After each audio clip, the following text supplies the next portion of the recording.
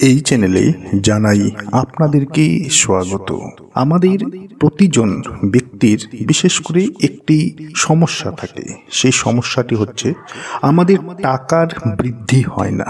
অর্থাৎ আমরা সকলেই চাই যে আমাদের জীবনে সুখ থাকুক, জীবনে শান্তি থাকুক এবং আমাদের যা চাহিদাগুলি সেই চাহিদাগুলি যেন সম্পূর্ণ হয়ে থাকুক।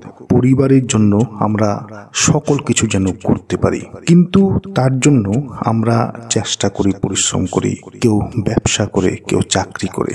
এইগুলি করার পরও আমাদের যা টাকার ইনকাম, সেই টাকার ইনকাম আমাদের বৃদ্ধি হয় না। যেমন টাকা আমাদের আসছে তার থেকে আমাদের খরচের পরিমাণ অনেক বেশি হয়ে থাকে। তো টাকার পরিমাণ বৃদ্ধি করার জন্য, আপনার সম্পত্তি বৃদ্ধি করার জন্য আজকে আমি আপনাদেরকে একটি বিশেষ উপায়ের কথা বলবো। এই বিশেষ উপায়ের দ্বারা মানুষ তার জীবনে আয়কে বৃদ্ধি করতে পারে। আপনার জীবনের যা আয়ের উৎস, সেই আয়ের উৎসকে আপনি বৃদ্ধি করতে পারবেন।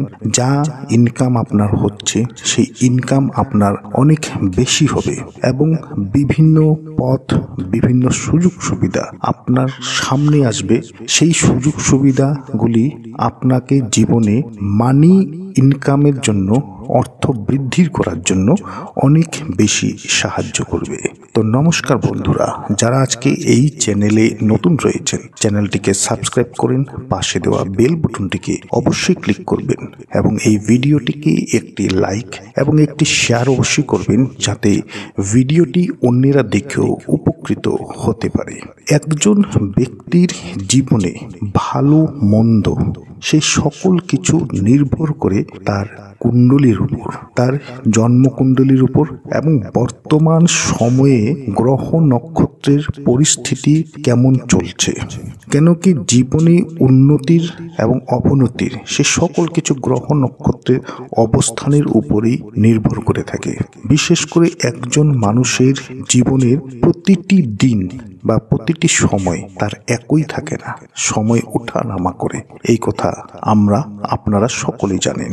তো যখন সময় খারাপ হয়, কারোর ক্ষেত্রে সেই খারাপ সময় কিছুক্ষণের জন্য থাকে, কারোর ক্ষেত্রে সেই খারাপ সময় অনেক বেশি সময় থাকে।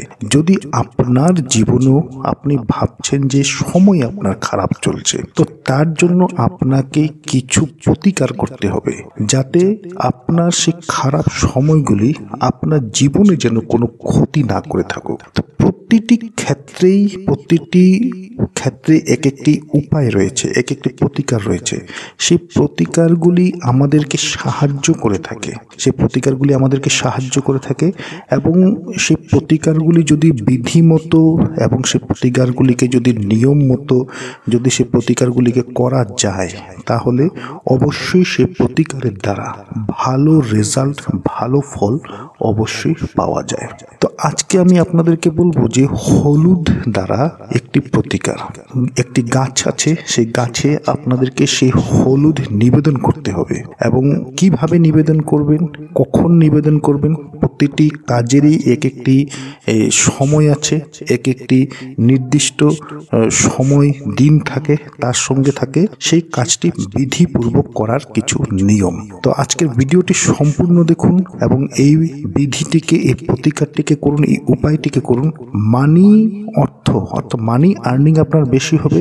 অর্থ যে আপনার বৃদ্ধি হচ্ছে না, সেই অর্থ বৃদ্ধি হওয়া শুরু হবে।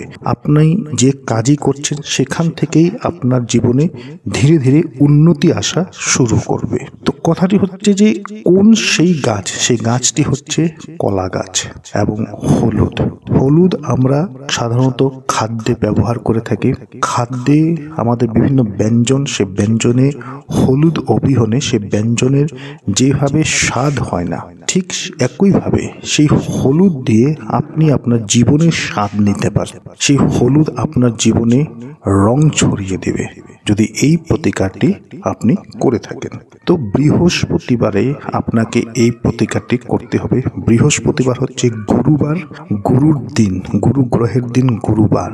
একটি কথা হয়তো আপনি জানেন যে যার জীবনে গুরু যদি ভালো থাকে, নবগ্রহের ভিতর যদি গুরু গ্রহ যদি ভালো থাকে, গুরু গ্রহ হচ্ছে রাজা, সকল গ্রহের রাজাকে গুরু ভালো থাকলে অন্য গ্রহ যদিও খারাপ থাকে আপনার ভাগ্যে তেমন কোনো ক্ষতি হবে না। তাই সর্বদা গুরুকে ভালো রাখার জন্য আমাদের সর্বদা সচেতন হওয়া উচিত। আপনি যদি জ্যোতিষের উপর বিশ্বাস করছেন তো সেই ক্ষেত্রে আপনি যে কোনো জ্যোতিষীর থেকে পরামর্শ নেবেন যে আপনার গুরু বর্তমান কেমন চলছে। যদি গুরু খারাপ চলছে সেই ক্ষেত্রে আপনি গুরুকে ভালো রাখার জন্য আপনি বিভিন্ন উপায় করুন, প্রতিকার করুন। কিছু নিয়ম আছে, নিয়মগুলিকে মেনে চলুন। গ্রহ যখন আপনার উপর সন্তুষ্ট হবে, গুরু যখন ভালো থাকবে, অন্য যে কোনো গ্রহ যদি তার অবস্থান যদি খারাপ থাকে, তার যদি খারাপ দৃষ্টিও থাকে আপনার উপর, আপনার তেমনটা ক্ষতি হবে না। আপনি মাটির সঙ্গে কোনোদিনও মিশে যাবেন না। আপনার জীবনে অনেক ধরনের বাধা আপনার জীবনে আসবে, যদিও সেই বাধার দ্বারা আপনার জীবনে কোনো ক্ষতি হবে না। তো বৃহস্পতিবারে এই উপায়টিকে করুন, বৃহস্পতিবারে এই উপায়টিকে করতে হবে এবং হলুদ দ্বারা এই উপায়টি আপনাকে করতে হবে।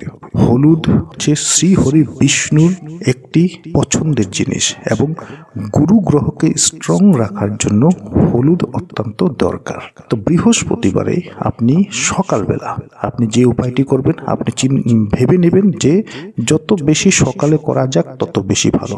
তার অর্থ এই নয় যে সকাল 3-4টার সময়, আপনি 7টা-8টার ভিতরে আপনি এই উপায়টিকে করে নেবেন এবং আপনাকে এই উপায়টি করতে হবে 4টে বৃহস্পতিবার আপনি করবেন। 1 নম্বর বৃহস্পতিবারে যদি করছেন তো আপনি 2 নম্বর বৃহস্পতিবার আপনি ছেড়ে দেবেন না।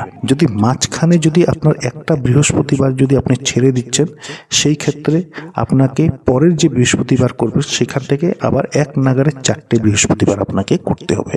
4টে বৃহস্পতিবার আপনাকে করতে হবে। সকালবেলা স্নান করে নেবেন, হাতে 1 মুঠো হলুদ নিয়ে নেবেন, ডান হাতে হলুদ নিয়ে হলুদটিকে আপনি মুঠ করে আপনার মুঠের ভিতর সেই হলুদটিকে রাখবেন। রাখার পর আপনার বাড়িতে থাকা কলা গাছের সামনে যাবেন। যদি বাড়িতে কলা গাছ নেই, আপনি একটি কলা গাছের চারা নিয়ে আসবেন।